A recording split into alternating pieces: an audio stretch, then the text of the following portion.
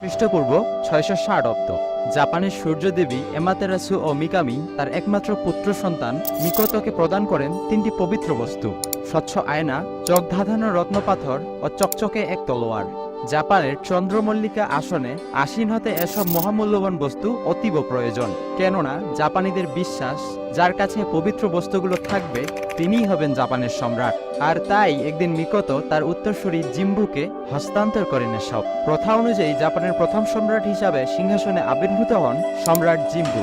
দ্বীপদেশ জাপানে তিনি সূচনা করেন রাজপরিবারের রাজত্বের ইতিহাস। ৭৯৪ সালের শুরুর কথা। জাপানে তখনও ছোঁয়া লাগেনি শিল্প বিপ্লবের।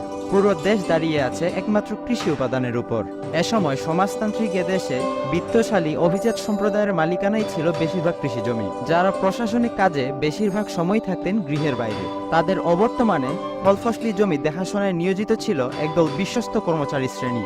এছাড়াও লুণ্ঠনের হাত থেকে ফসলকে বাঁচাতে তাদের ছিল সশস্ত্র সৈন্য সামন্ত। এসব সৈন্যরা স্থানীয় ক্ষমতাসীন গ্রুপ ও দস্যুদের হাত থেকে রক্ষা করত মনিবের ধন সম্পদ। আর তাই একসময় সামুরাই নামে পরিচিতি পায় তারা, যার অর্থ সেবা প্রদানকারী।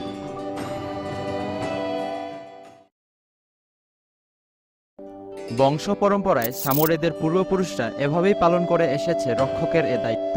এ পেশাকে আঁকড়ে ধরেই জাপানে বহু বছর টিকে ছিল সামুরাইয়ের ঐতিহ্য। ফসলি জমি নিরাপত্তার খ্যাতিতে ধীরে ধীরে তারা হয়ে ওঠে অপ্রতিরোধ্য ঐতিহাসিক সৈন্য। একসময় তারা সম্রাটের পক্ষেও লড়তে শুরু করেন বিভিন্ন শত্রু গোষ্ঠীর বিরুদ্ধে। বিনিময়ে মোটা অঙ্কের বেতন ও বরাদ্দকৃত বেড়াকে বসবাসের সুযোগ লাভ করে তারা। এভাবেই চলছিল সামুরাইদের জীবন। তবে দুর্ধর্ষ দস্যুদল ও শত্রুপক্ষের সঙ্গে যুদ্ধ করতে করতে একসময় তারা এতটাই শক্তিশালী হয়ে ওঠে যে গোত্রবদ্ধ গোষ্ঠীগুলোর নেতৃস্থানীয় ব্যক্তিত্বে পরিণত হয় তারা। ক্ষমতা অর্জন করে এক একটি বিতর্কিত অঞ্চল শাসনের। এ সময় আচমকা সমাজতান্ত্রিক জাপান সম্রাট মিকাডোর ক্ষমতার পট পরিবর্তন হতে শুরু করে। ক্রমেই খর্ব হতে থাকে সম্রাট ও তার পরিষদের শক্তিমাত্রা। এ সময় সামরিক গোষ্ঠী ও তাদের অনুগত সামুরাই যোদ্ধারা হয়ে ওঠে দেশের সর্বেসর্বা। রাজনৈতিক ক্ষমতা হস্তান্তরিত হতে থাকে বিভিন্ন শক্তিশালী গোষ্ঠী প্রধানের হাতে। সংঘটিত হয় একাধিক গোত্রী সংঘাত। আবির্ভাব ঘটে জুমপেই যুদ্ধের। ১১৮০ থেকে ৮৫ সাল পর্যন্ত চলমান এ যুদ্ধে টায়রা ও মিনামোটো নামক দুই গোষ্ঠী লিপ্ত হয় রাষ্ট্রীয় ক্ষমতা দখলের অন্তদ্বন্দ্বে। এ সময় মিনামোটো গোষ্ঠী অর্জন করে চূড়ান্ত বিজয়। এ গোষ্ঠীর নেতৃত্বে ছিলেন সামুরাই যোদ্ধা মিনামোটো ইয়োশিংশুন। বিজয়ী যোদ্ধা মিনামোটো প্রথমবারের মতো জাপানের কামারুকাটে গঠন করে সামরিক সরকার, যেখানেই গড়ে তোলেন তার রাজধানী। সৃষ্টি হয় এক শক্তিশালী সামরিক শাসন, যা পরিচিতি পায় মিনামোটো শোগুনাত হিসেবে। সরকার গঠনের পর সম্রাটকে পদাবনত করে রাখা হয় ক্ষমতার দাপটে। সকল রাজনৈতিক ক্ষমতা অর্পিত হয় সামুরাইদের হাতে। এভাবে তারা নিজেদের ইচ্ছামতো পরিচালনা করতে শুরু করেন সাম্রাজ্য। তবে এই ইচ্ছেতেও ছিল শৃঙ্খলা, ছিল নৈতিকতা, আনুগত্য ও স্বচ্ছতা। এভাবে মিনামোটো সমগ্র জাপানে কায়েম করেন এক না একতন্ত্র। তার অনুমতি ব্যতীত কেউ নিজেকে সামুরাই হিসেবে ঘোষণা করতে পারত না সে সময়। ১২৭৪ থেকে ৮১ সাল চীনের ইউয়ান সাম্রাজ্যে তখন চষে বেড়াচ্ছে শক্তিশালী মঙ্গল বাহিনী। আগ্রাসী ক্ষমতার বদৌলতে গোগ্রাসে গিলে খাচ্ছে চীনা সাম্রাজ্যের মধু। এ সময় একদিন তাদের নজরে পড়ে সদ্য প্রতিষ্ঠিত সামুরাইদের ভূমি জাপানের উপর। ১২৭৪ সালের শেষাংশে নৌবহরের পালতলে জাপান জয়ের উদ্দেশ্যে যাত্রা শুরু করে তারা। অস্ত্র সৈন্য সামন্তে মঙ্গলরা এগিয়েছিল সামুরাইদের থেকে, আর তাই প্রতিটি রণেই তারা ছিনিয়ে নিচ্ছিল বিজয়।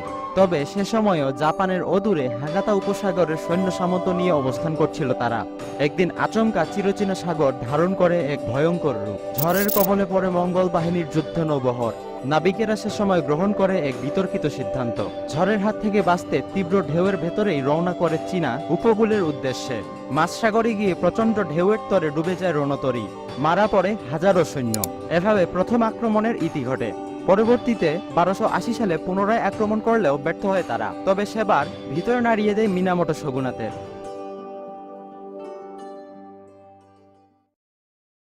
মিনামোটো শোগুনাতের দুর্বলতার সুযোগে আশিকাকা তাকাউজি নামক এক সামুরাই যোদ্ধা অন্যদের একত্র করে বিদ্রোহ শুরু করেন।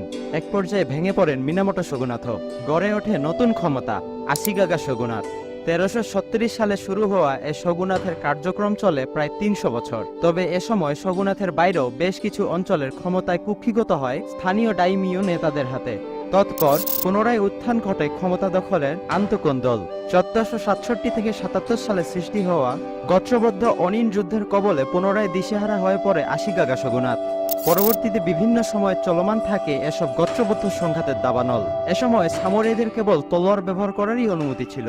তারা একসঙ্গে কাতানা এবং ওয়াকিজাশি নামক ধারালো 2 তলোয়ার সাথে নিয়ে ঘোরাফেরা করত, যা অন্যদের মনে ক্ষোভের সৃষ্টি করে। তারা দেশের অভ্যন্তরে পেশাজীবী গোষ্ঠীগুলোকে বিভিন্ন শ্রেণীতে বিভক্ত করে, যেখানে সবার উপরের অবস্থান করে শোগুনাতের বংশধরেরা। এভাবে দ্বিতীয় স্থানে সম্রাট ও তৃতীয় অবস্থানে জায়গা দখল করে নেয় সামুরাই যোদ্ধারা। পরবর্তী অবস্থানে ছিল দেশের কৃষক, জেলে, তাঁতি ও অন্যান্য সম্প্রদায়ের গোত্ররা। তবে এত সব অস্থিরতার পরেও এ সময় ব্যাপক হারে সমৃদ্ধ হয় জাপানের অর্থনীতি।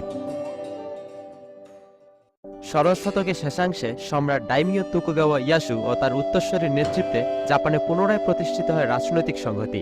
1615 সালে সমাপ্তি ঘটে এসব গোত্র সংঘাতেরও। আবারও সেনা শাসনের ছায়াতলে একীভূত হয় সামুরাই যোদ্ধারা। ক্ষমতার মসন্দে আসীন হন তোকুগাওয়া ইয়েয়াসু।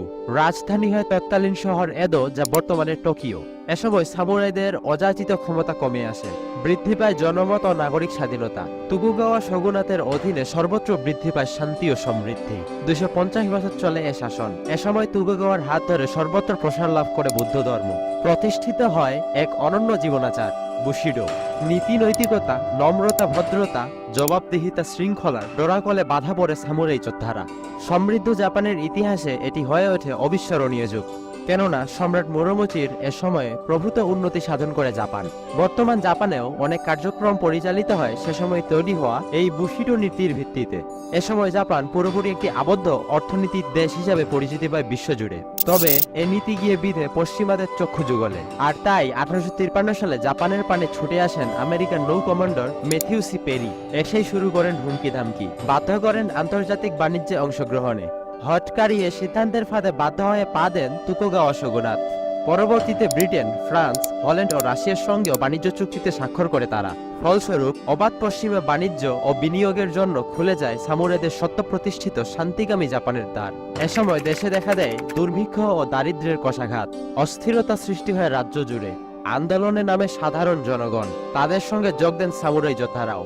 প্রায় 700 বছর যাবৎ সুপ্ত অবস্থায় বিরাজমান জাপান রাজপরিবারের রাজনৈতিক শক্তি পুনরুদ্ধারে লেগে পড়েন সকলে। পরিশেষে 1871 সালে বিলুপ্তি ঘটে দীর্ঘদিনের সামুরাই শাসনের।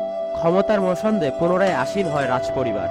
সামুরাই শাসন বিলুপ্ত হবার পর প্রভাবশালী সামুরাইরা গোপনে জড়িয়ে পড়েন রাজনৈতিক দলে। এভাবে আজ অবধি টিকে আছে সামুরাই শক্তি। ক্ষমতা ফিরে পাওয়ার পর বেশ কিছু যুদ্ধ শক্ত হাতে মোকাবিলা করেন সম্রাট মেইজি। তার দূরদর্শী নেতৃত্বে 1894 থেকে 1895 সালে সংঘটিত প্রথম চীন জাপান যুদ্ধ এবং 1904 থেকে 1905 সালের রুশ জাপান যুদ্ধেও জয়লাভ করে জাপান। অর্জন করে ভূ রাজনীতি ও অর্থনীতিতে অভাবনীয় সাফল্য। এরই জের ধরে প্রথম বিশ্বযুদ্ধে জাপান অংশ নেয় যুক্তরাষ্ট্র, ব্রিটেন ও রাশিয়ার সঙ্গে। এবারও ফিরে আসেন বিজয়ীর বেশে। কিন্তু ভাগ্যের নির্মমতা শিকার হতে হয় দ্বিতীয় বিশ্বযুদ্ধের সময়। অন্ধকার সেই যুদ্ধে দেশপ্রেমিক সামুরাইদের ঐতিহ্য হৃদয়ে ধারণ করে সামুরাই তলোয়ার ও আধুনিক সমরাস্ত্র নিয়ে জাপান জার্মানির সঙ্গে মিলিত হয় রণাঙ্গনে। কিন্তু সেবার আর শেষ রক্ষা হয়নি। যুদ্ধে পরাজিত সৈনিকেরা সামুরাই ঐতিহ্য ধারণ করে আত্মসমর্পণ করে। হিরোশিমা ও নাগাসাকিতে লিটল বয় ও ফ্যাটমনের ভয়াবহতা আজও নাড়া দেয় বিশ্ববাসীকে। ব্যাপকভাবে ক্ষতিগ্রস্ত হয় জাপান রাষ্ট্র। ক্ষতবিক্ষত দেশকে পুনর্গঠনে রাজপরিবার তাদের অর্জিত সম্পদের বৃহদাংশ দান করেন। এভাবে এককালের ক্ষমতাধর রাজপরিবার অবতীর্ণ হয় রাজ্যের ঐতিহাসিক চরিত্রের ভূমিকায়। বর্তমানে নির্বাহী ক্ষমতা না থাকলেও জনগণের চোখে সম্মানের পাত্র তারা। সামুরাইদের সুদূর প্রসারী চিন্তা, নেতৃত্বের দক্ষতা, সংঘবদ্ধতা ও সাহায্য সহযোগিতা সামুরাই শাসন শেষ হওয়ার আগ পর্যন্ত জাপানের জাতীয় আদর্শ হিসেবে বিবেচিত হতো। দেশপ্রেমিক যোদ্ধারা ঔপনিবেশিক আক্রমণ থেকেও বিভিন্ন সময় রক্ষা করেছে মাতৃভূমিকে। অবতীর্ণ হয়েছে দেশপ্রেমিক লড়াকু সৈনিকের ভূমিকায়। আর তাই এত আন্দোলনের পরও তারা জাপানের জাতীয় বীর হিসেবে বিবেচিত। তৈরি করেছে এক নিয়মানুবর্তী সুশৃঙ্খল জাপান রাষ্ট্র।